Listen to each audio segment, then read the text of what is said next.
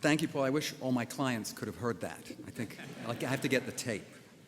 I am very honored to be asked to speak to you, the graduates of the first Masters in Interactive Media program. Clearly, the reason I'm here today is because I'm the CEO of an interactive advertising agency. So let me first congratulate you on the wisdom of choosing a commencement speaker who might one day give you a job.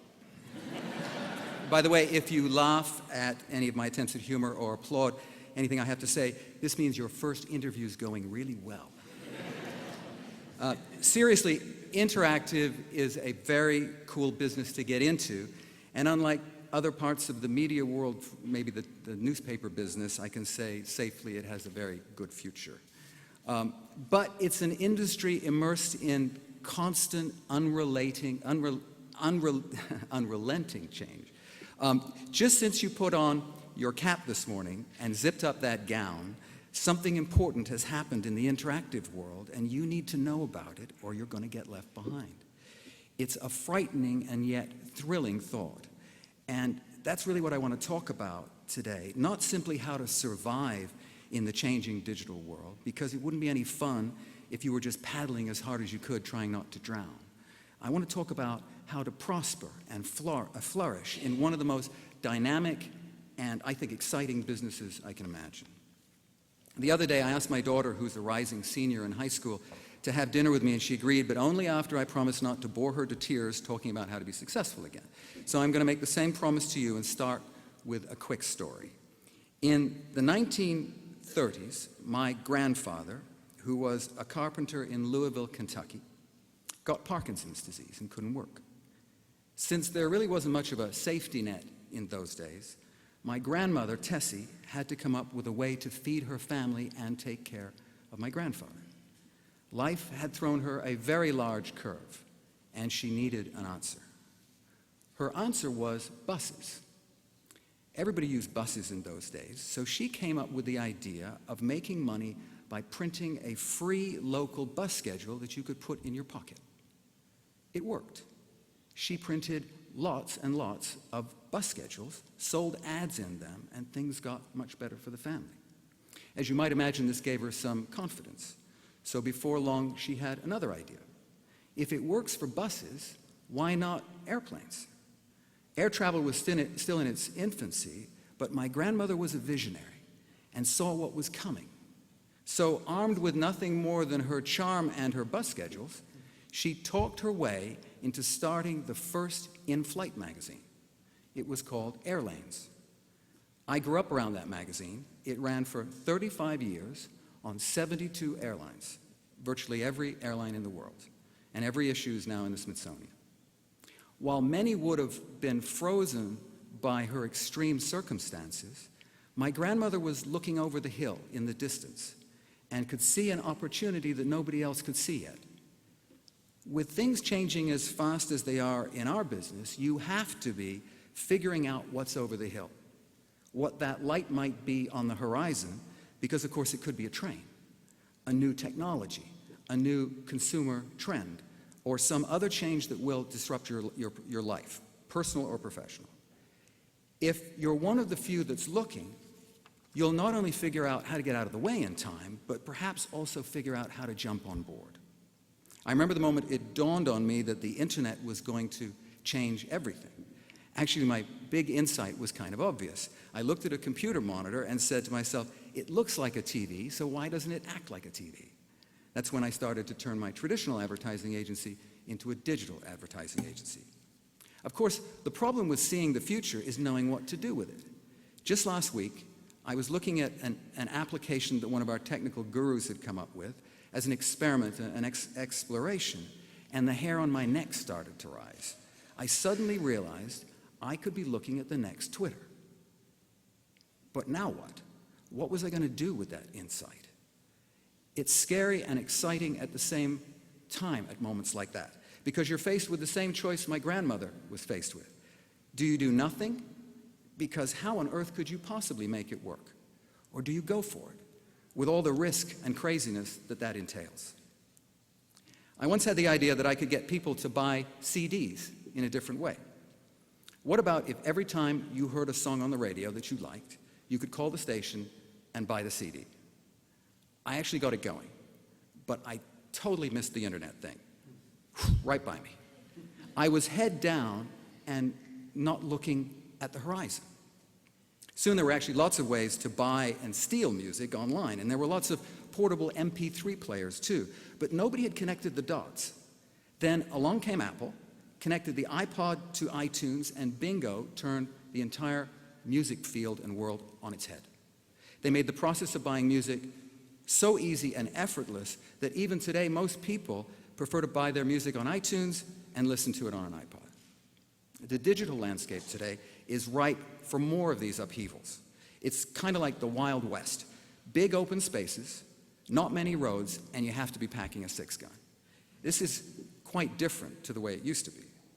For 40 years, from the mid-50s to the mid-90s, give or take, the media and marketing world was stable. You could have a somewhat predictable career. Agencies and media companies were big, dependable companies, and employees and companies were making good money. It was possible to understand how all the pieces fit together. The internet changed all that. Now nobody really knows what works. We're in this transition period between old media business models and new ones that haven't been figured out yet.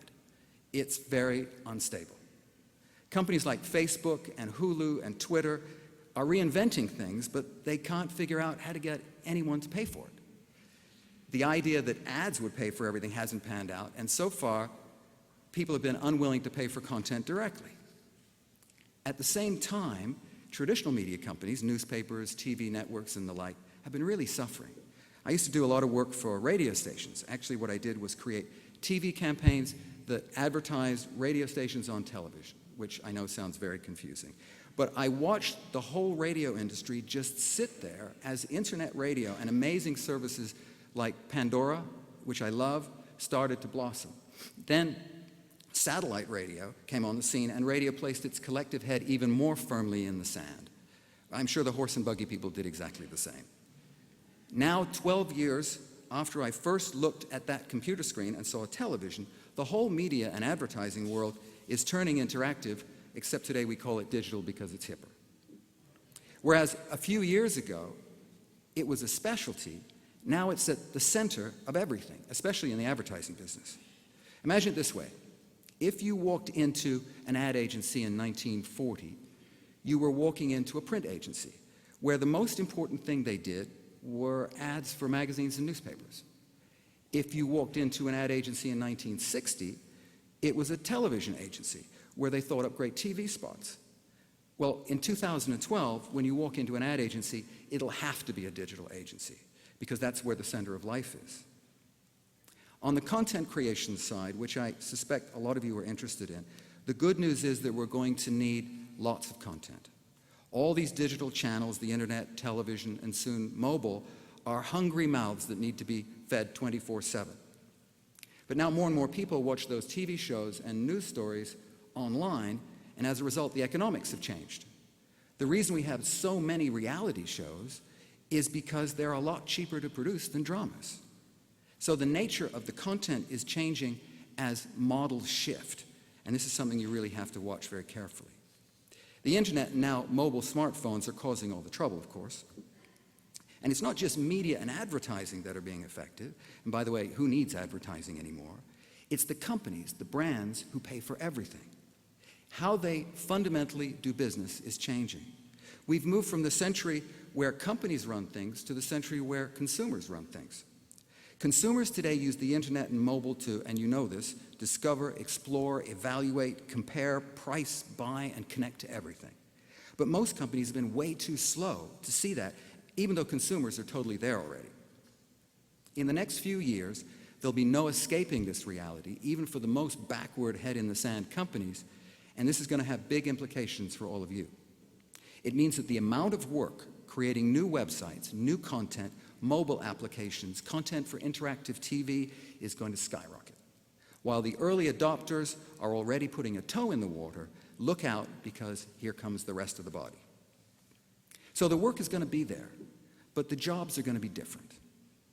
Gone are the days of the paternal company and the loyal employee, especially in our business. The relationship is much more equal. And that's a really good thing. The message here is that you're very much in charge of your own career. And that means you have some things that you must do.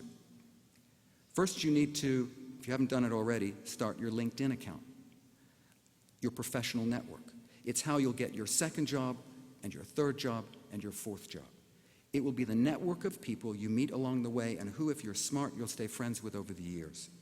You already understand social networking. This is career networking, and it's vital. The point is that you need to be the master of your own destiny. And that means not only having your network of contacts, but knowing how to stay valuable to who you're working with and yourself. Just like the news people who now have to write, shoot, edit, and produce their own pieces, you have to learn how to do it all. Growing up in publishing, I learned to write, illustrate, design layouts, and even sell advertising. Then when I started my own agency, I used everything I'd learned, plus I had to learn a whole bunch of new things. I even started directing. I didn't know how to do it, but I was the cheapest director I knew. I remember whispering to the assistant director, who was actually the most professional person and trained person on the crew, at my very first shoot, "So when do I say action? Tell me." Being a jack of all trades saved me a lot, sure, but it gave me a lot of confidence. I think specialization today can be a trap. If you're too specialized, your role may suddenly become obsolete. So it's important to continue to work on your breadth of skills. Never stop learning, even if it means burning midnight oil. Talking about midnight oil, I think you probably know ours is a business with a lot of it, so get used to it. Right now, I'd say we're about 40% through the shift to a truly consumer-driven market. Smartphones and iPads with GPS and all sorts of other wonderful capabilities are going to ratchet things up again in the next couple of years as everybody gets them. It's going to be very different, not only because of the technology, but even more so because of the shift in power to consumers. Forget Mother Nature. Don't even think of trying to fool the digital consumer. Between search and social media, we are all-knowing, all-powerful, and have the tools to find out the truth about virtually anything instantly. Consumers don't just have BS detectors today, we have BS Geiger counters. We can spot a particle of BS a mile away, and that means nobody thinks much about advertising anymore. We have no problem with a funny ad with talking babies in it, just don't seriously try to sell us anything, because we're going to make our own minds up. But you already know this. You know this. Companies don't. You do, and that's an opportunity. You're actually really lucky to be starting your careers at this extraordinary time. Malcolm Gladwell makes the point in his book, Outliers, that when you're born actually turns out to be a very key factor in your success. For example, and I love this, 14 of the 75 richest people of all time, that's all time, including everybody, Cleopatra and all, were Americans born within a 10-year period, which made them exactly the right age when the US boomed in the 1860s. Same with the gods of the computer age. Bill Gates, Paul Allen, Steve Jobs, Bill Joy, and lots more, all born within a 3-year period. It sure helps to be in the right place at the right time. And the changes that are turning the marketplace upside down are exactly why this is the right time for you. In my life, I've watched the world go from print to TV to the internet and now to mobile, and the rate of change just seems to be accelerating.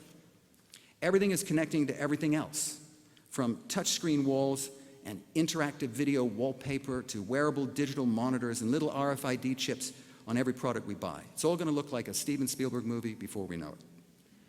And whatever device or platform there is, you're the ones who will be designing and creating the content and the experiences that drive it all.